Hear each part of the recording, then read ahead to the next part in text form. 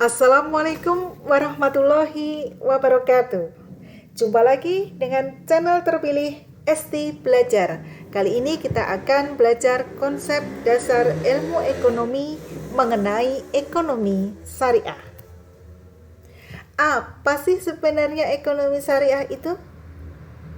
Ekonomi syariah atau yang lebih dikenal dengan ekonomi Islam adalah suatu cabang ilmu pengetahuan yang berupaya untuk memandang, menganalisis, dan akhirnya menyelesaikan permasalahan-permasalahan ekonomi dengan cara-cara sesuai prinsip syariat Islam.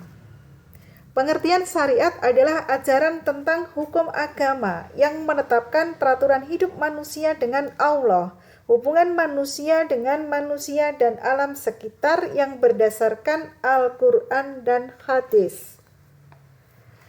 Ekonomi Islam sebenarnya telah dipraktekkan sejak agama Islam itu diturunkan. Sejarah Islam mencatat tokoh Islam pada abad ke-14. Karya monumental Ibnu Khaldun, Al-Muqaddimah. Ibnu Khaldun menulis secara khusus satu bab berjudul Harga-harga di Kota-Kota.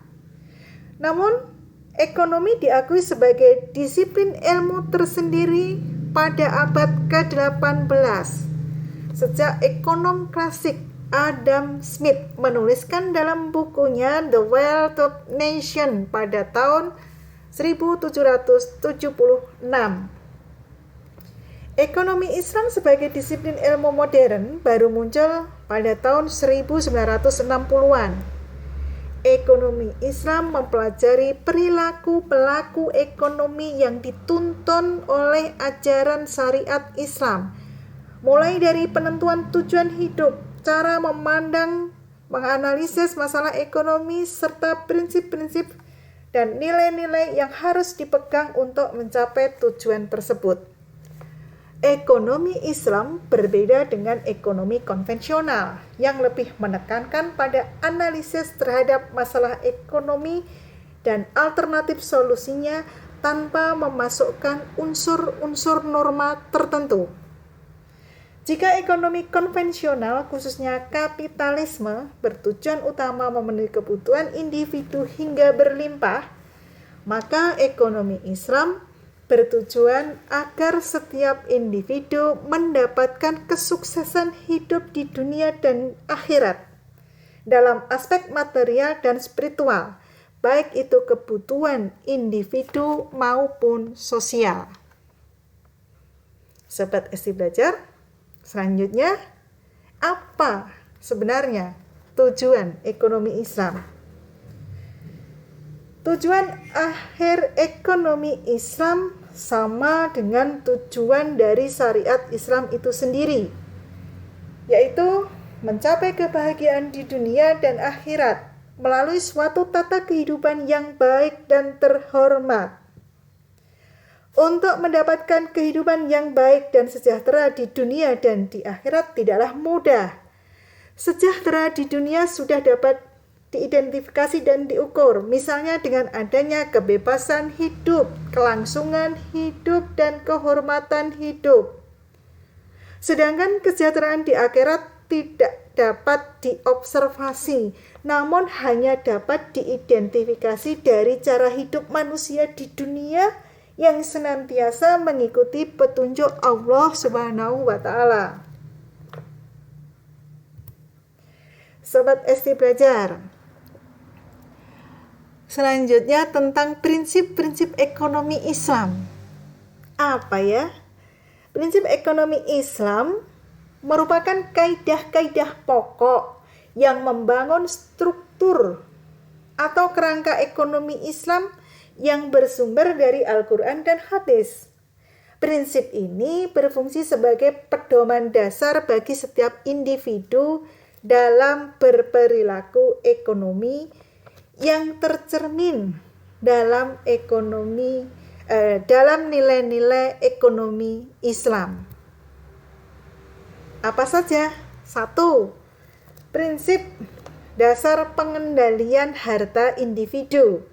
Harta individu harus dikendalikan agar terus mengalir secara produktif. Prinsip ini merupakan fungsi zakat. Prinsip yang kedua, distribusi pendapatan yang inklusif. Pendapatan dan kesempatan didistribusikan untuk menjamin inklusivitas perekonomian bagi seluruh masyarakat.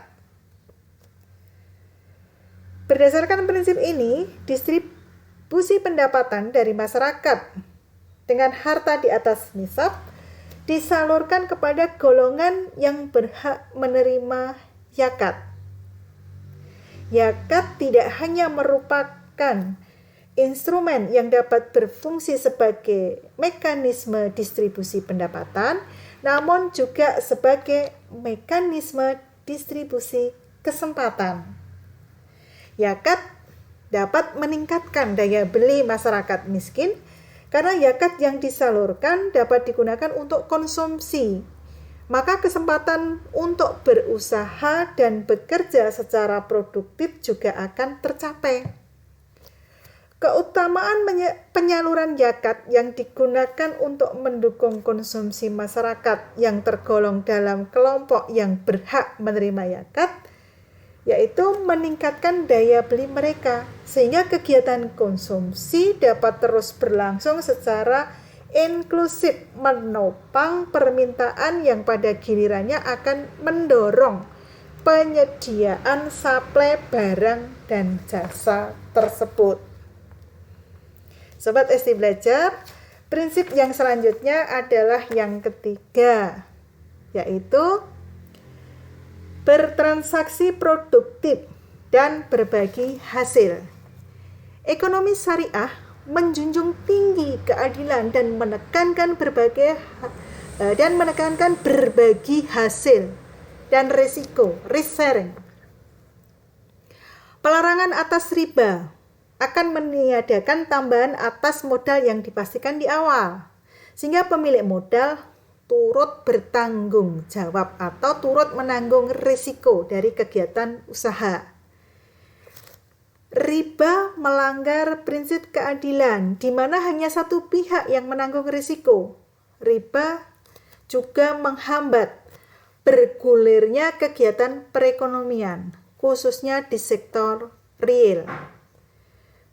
Fenomena ini mendorong beberapa negara menerapkan suku bunga negatif dengan tujuan untuk mendorong investasi. Peniadaan riba juga dapat memperbesar wilayah kelayakan investasi menjadi lebih optimal. Prinsip yang keempat, transaksi keuangan terkait erat sektor real. Ekonomi syariah mensyaratkan bahwa setiap transaksi keuangan harus berdasarkan transaksi sektor real yang perlu difasilitasi oleh transaksi keuangan. Dalam perspektif Islam, aktivitas ekonomi senantiasa didorong untuk berkembangnya sektor real seperti perdagangan, pertanian, industri maupun jasa. Di sisi lain, tidak mentolerir aktivitas ekonomi non-real seperti perdagangan uang, perbankan sistem ribawi, pasar modal, dan lain sebagainya. Prinsip yang kelima, partisipasi sosial untuk kepentingan publik. Sesuai dengan nilai ekonomi Islam, di mana pencapaian tujuan sosial diupayakan secara maksimal dengan menafkahkan sebagian harta untuk kepentingan bersama. Hal ini sesuai dengan firman-Nya dalam surat Al-Hadid, surat 57 ayat 7. Berimanlah kamu kepada Allah dan Rasul-Nya, dan nafkahkanlah sebagian dari hartamu yang Allah telah menjadikan kamu menguasainya. Maka orang-orang yang beriman di antara kamu dan menafkahkan sebagian dari hartanya memperoleh pahala yang besar. Implementasi dari prinsip dasar ini jika dikelola secara optimal dan produktif akan menambah sumber daya publik dalam kegiatan aktif perekonomian. Prinsip yang keenam, bertransaksi atas dasar kerjasama dan keadilan. Nilai-nilai ekonomi Islam menjunjung tinggi keadilan, kerjasama, dan keseimbangan di setiap transaksi, khususnya transaksi perdagangan, pertukaran dalam perekonomian harus mematuhi peraturan yang telah ditetapkan dalam syariat. Aturan transaksi pasar di Madinah yang ditetapkan oleh Rasulullah yang esensinya masih terus berlaku dan dapat diterapkan sampai saat sekarang. Yang pertama, kebebasan pertukaran, kebebasan agen ekonomi untuk memilih tujuan dan rekan dagang sesuai prinsip syariah. Tidak ada paksaan dalam transaksi. Yang kedua, pasar merupakan tempat pertukaran, infrastruktur pasar dan sarana pertukaran yang lengkap dengan informasi terkait kuantitas, kualitas, dan harga diberikan secara transparan. Yang ketiga, campur tangan dalam proses penawaran sebelum berada di pasar tidak diperbolehkan karena dapat mengganggu kepentingan awal penjual maupun pembeli. Pelarangan terhadap sistem tengkulak. Yang keempat, pasar bebas. Tidak ada batasan area perdagangan antar daerah, antar negara tanpa tarif, pajak, ataupun price control. Yang kelima, kelengkapan kontrak transaksi. Setiap kontrak harus memuat hak dan kewajiban, pertukaran kepemilikan dan aturan lainnya secara lengkap. Menaati kontrak dan menyampaikan kebenaran informasi merupakan suatu hal yang sakral. Keenam, kewenangan pihak otoritas dan penegak hukum ditegakkan untuk menjaga kepatuhan atas aturan maupun kontrak. Sahabat ST Belajar, sampai di sini kebersamaan kali ini. Semoga ada manfaatnya. Sampai jumpa dengan video ST Belajar berikutnya. Subscribe, like, share, and komen ya. Terima kasih. Assalamualaikum warahmatullahi wabarakatuh.